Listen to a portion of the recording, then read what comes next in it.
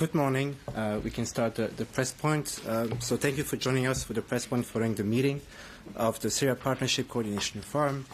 So today we have the honor of having with us Dubravka Šuica, Commissioner for the Mediterranean, and Asad Hassan al-Shaibani, the Syrian Minister for Foreign Affairs and Expatriates.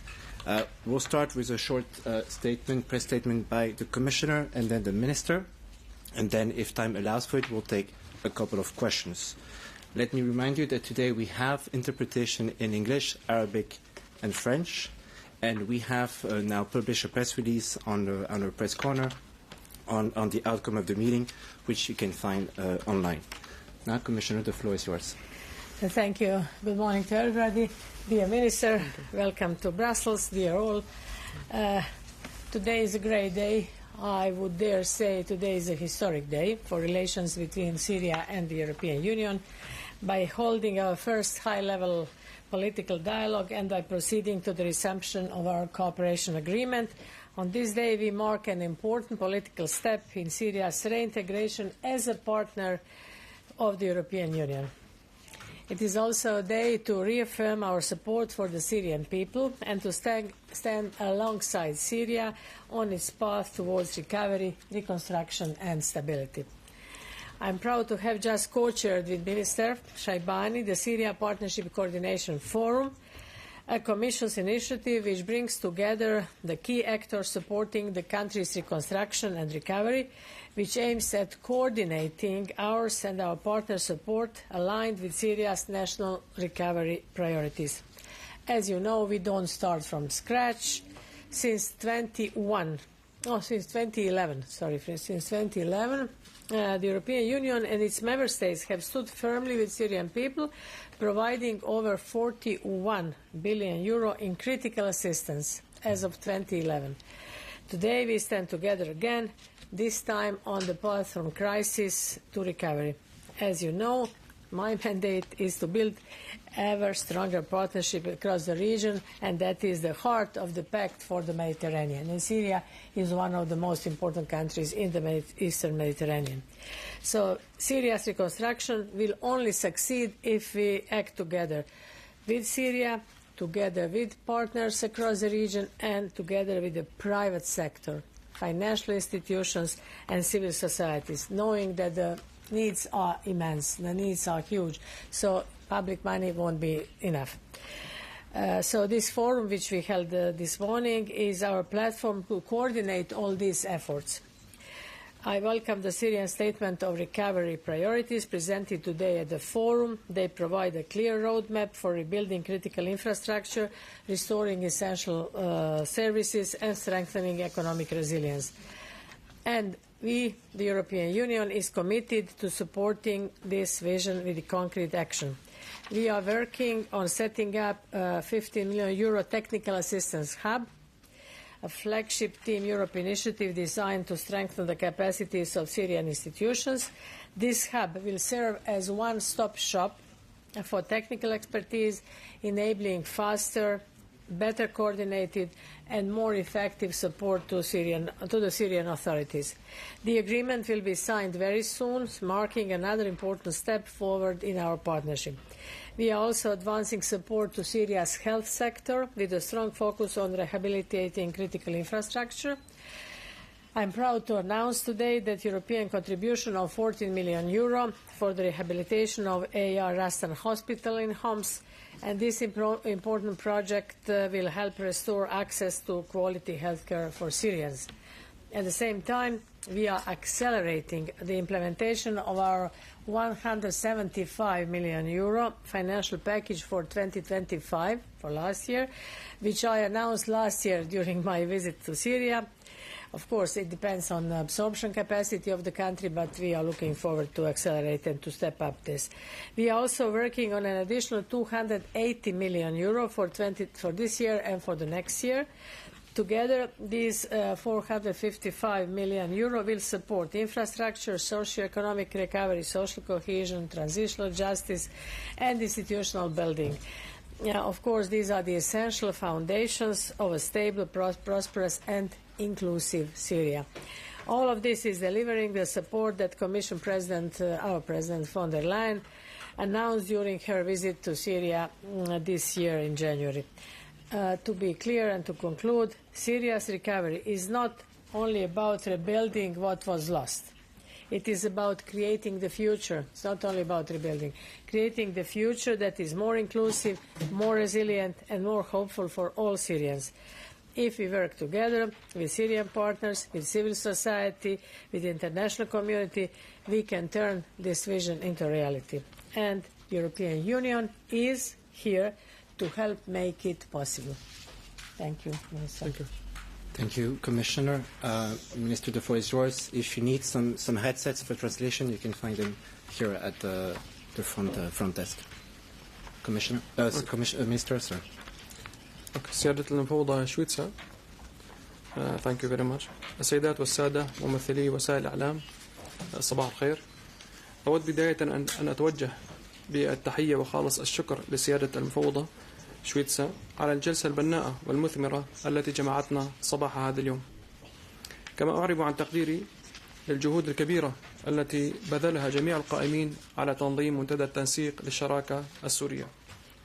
لن أطيل كثيرا، فأمامنا اليوم محادثات طويلة ومكثفة، وأردت قبل الدخول في الحوار السياسي رفيع المستوى مع شركائنا الأوروبيين أن أضع بين أيديكم عناوين الموقف السوري الذي نحمله اليوم في بروكسل. لقد أكدت خلال مشاركتي في منتدى التنمية قبل قليل أن سوريا تدخل اليوم لتأسيس مسار مؤسسي ومستدام.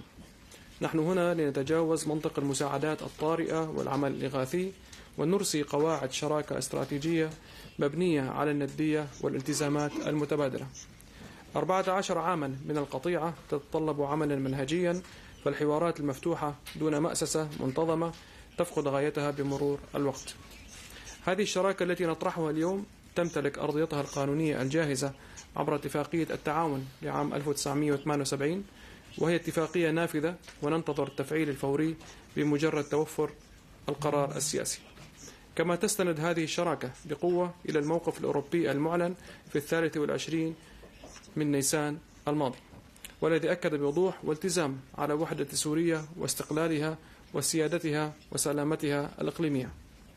بما يخص التعاون الدولي، نحمل اليوم منهجية عمل متكاملة تتكئ على بيان أولويات التعافي كخارطة طريق وطنية تحدد بدقة مسارات نهوضنا بملكية سورية خالصة. ندرك جميعا أن اللحظة الجيوسياسية الراهنة هي استثنائية وتحمل فرصا نادرة للمنطقة والقارة الأوروبية معا. الاستثمار في هذه اللحظة يتطلب المبادرة، فالنوافذ التاريخية تغلق إن لم تستثمر في حينها. وما نستطيع إنجازه اليوم مجتمعين قد يتعذر إنجازه غدا. سوريا تدخل هذه المحادثات بأعلى درجات الجدية، ونتوقع انخراط ذاته من أصدقائنا وشركائنا الأوروبيين لنخرج اليوم بأرضية تفاهم صلبة. وشكرا لكم.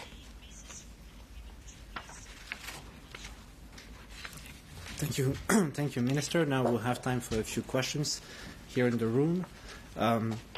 Before we start, I will ask you to give your name and the media outlet you work for. You have some mics here in the front, so you need to come here in the front, and we'll start with Olivier. Yeah. Thank you very much. Olivier Beau from AFP. First question to Commissioner Switzer, please. Would you say that the conditions are now set in terms of human rights protection and especially minorities protection to rebuild a strong relationship with Syria? And also, is Syria safe enough now for the return of the refugees, especially those established in the EU? And a question for Minister Shabani, please. What do you expect from the Europeans you can't get from the Americans or the Gulf countries? Thank you. Thank you very much for this question. First of all, on migration, just to make you aware, on migrants, on refugees, on return, if it's safe, if it's voluntary, and if it's dignified, they can go home. It depends on these conditions. Of course, I cannot speak on behalf of Syrian government whether it is in some parts of the country it is safe, in some parts it is not. So let's see, and we can decide on this together. So we are not pushing anyone. It's not our position. Our position is that it should be safe, dignified, and voluntary. Regarding minorities, our position is that international humanitarian law should be respected. And this is the position of the European Commission. And of course, we are calling everyone to refrain from any escalation, because this is the only way how how Syria and Syrian people will benefit from this situation now. I think that they are on good path, and that this will be only better and better every day. But of course, it needs some time.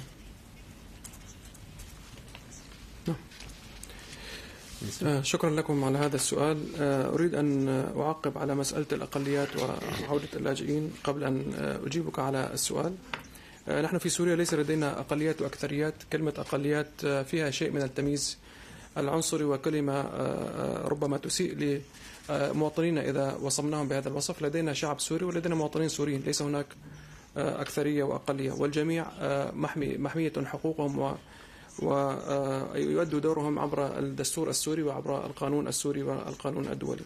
بما يخص عودة اللاجئين، نحن نشكر دول الاتحاد الأوروبي على استضافة السوريين في مرحلة عصيبة كانت تمر على البلاد خلال 14 سنة، وأيضا لا نريد أن يتحول هذا الترحيب إلى عبء على دول الاتحاد الأوروبي. نحن نعمل اليوم على إعادة بناء سوريا في جميع المجالات، وفي الوقت الذي يرى السوريون في الخارج أن البلد قد أصبحت جاهزة للعودة، بإمكانهم العودة بكرامة وبشكل طوعي.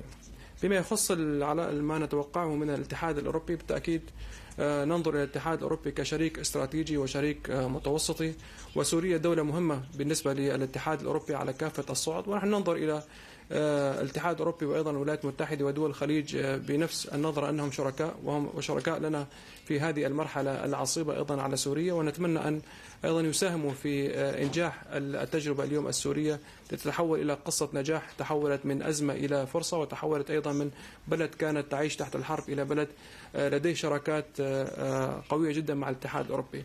لدينا قطاعات هامة جدا مع الاتحاد الأوروبي، منها في قطاع إعادة واستعادة البنية التحتية، وخاصة فيما يخص قطاع الطاقة والتعليم والصحة، وأيضا تقوية الشراكة المتوسطية، ونحن قد انضممنا في العام الماضي إلى حلف المتوسط، وأيضا نريد أن نعزز هذه الشراكة. واليوم أيضا أعدنا توجيه السياسة الخارجية السورية لتكون شريك قريب جدا، وأيضا يعني European oriented كشريك جديد متوسطي، وأعتقد أننا سننجح لأن هناك إرادة مشتركة لدى سوريا ولدى الاتحاد الأوروبي.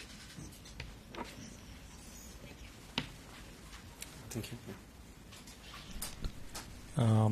Ammar Dendesh from the Al-Ikhbariya Syrian TV channel. The first question is the delegation today is it about to come back to the same form to the agreement in 1979, or we want to see another form from the agreement. سؤال ثاني لمعالي وزير الخارجية، هل تعتقد في ظل التغير الجيوسياسي حاليا في المنطقة أن سوريا هي الضامن لاستقرار المنطقة، وخصوصا أخص بالذكر سلاسل التوريد؟ Thank you very much.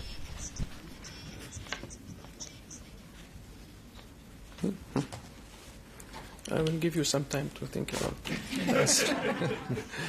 نعم، شكرا لكم. نعتقد أن سوريا ليست كلمة ضامن، لكن هي أحد ركائز الاستقرار في المنطقة. بالتأكيد اليوم سوريا عندما عادت إلى العمق العربي وعادت أيضا إلى تحسين علاقات مع الإقليم ومع العالم، أصبحت أيضا أحد أسباب النجاح للاستقرار في المنطقة. نحن عززنا هذا الاستقرار في العام والنصف الماضي ونجحنا في هذا الأمر، ونعتقد أيضا أن المرحلة لم تنتهي بعد، وأيضا المهمة لم تنتهي. فعدم استكمال إعادة الإعمار في سوريا، وعدم استكمال يعني إصلاح البنية التحتية، وأيضا أن تكون سوريا بلد اقتصادي هام، أيضا هذا يزعزع الاستقرار، ونحن هذا ما جئنا لأجله اليوم.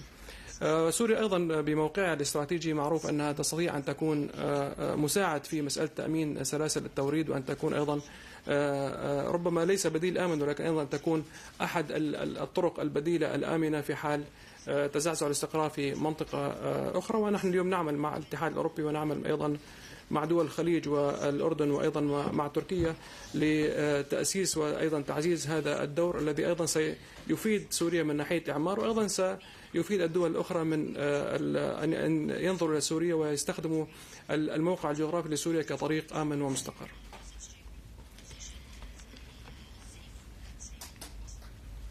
As I said, we haven't started from scratch, which is very important to remind you. So as you know, there was a cooperation agreement at that time. Of course, I hope that the situation will be mature enough to start working on association agreement. So it will depend on the situation. Of course, as I said earlier, step by step, we will try to alleviate this cooperation towards association agreement. And we have time for one last question. Sunniva?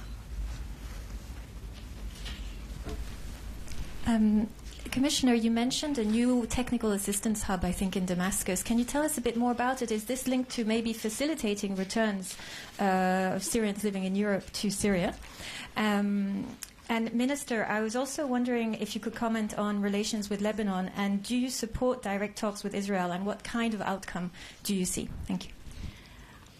You know what? When I was there a year ago, the only issue which was discussed between me and the authorities was, okay, we need money, we need this, but we more than anything we need technical support to build in order to build institutions, because of course they acknowledge after 40 years who would be capable of establishing institutions. So this is the reason why we are establishing technical hub there, as I said, which will be a one-stop shop for the better coordinating all the activities, including migration, but this is not the main issue. The main issue is how to help rebuild the country.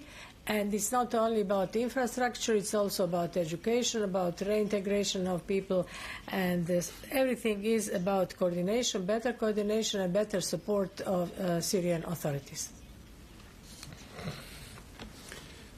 نعم، شكرا على السؤال. بما يخص العلاقة مع لبنان، ننظر إلى لبنان كأيضا شريك وجار لسوريا، ونريد أيضا أن يكون هناك استقرار وتعاون اقتصادي بين البلدين، ولكن لدينا أيضا هواجس أمنية تجاه تجاه الميليشيات مسلحة في لبنان تعمل خارج سيادة الدولة، وأيضا سلاحها منفلت، وكانت قد انخرطت في الأزمة السورية وساهمت في تهجير السوريين، وساهمت أيضا في زيادة معاناة السوريين.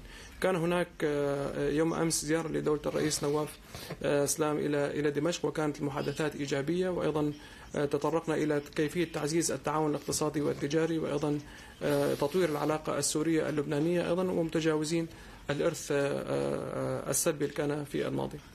فيما يخص العلاقة مع إسرائيل، كما تعلمون منذ عام ونصف لم تهدأ إسرائيل بتهديد وزعزعة الاستقرار في سوريا، ونحن قلنا منذ اليوم الأول أننا ملتزمون باتفاقية 74 لفضل الاشتباك، وأيضا لتفعيل دور الأندوف، وأيضا في الفصل بين الجانب الإسرائيلي وأيضا الجمهورية العربية السورية، وأيضا قدنا مفاوضات بوساطة أمريكية. لم نصل إلى نتيجة ملموسة إلى الآن، ولكن نطمح أن نصل إلى علاقة مستقرة وهادئة بين الجانب الإسرائيلي والجمهورية العربية السورية، لأننا نريد أن نركز على إعادة الإعمار وعلى استقرار سوريا وتهيئة البيئة الآمنة لعودة السوريين. This concludes our press point. Mr. Commissioner, thank you very much. Thank you so much.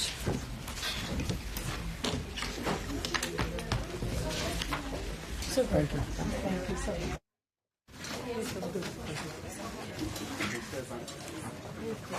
much.